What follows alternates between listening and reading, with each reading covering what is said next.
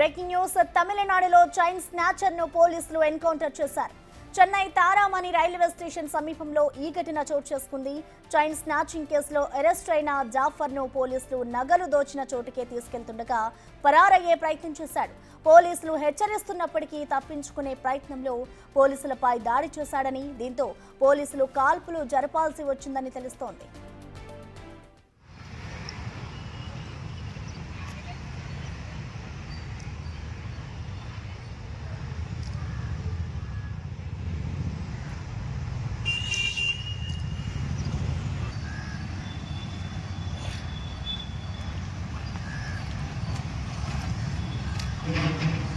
reporter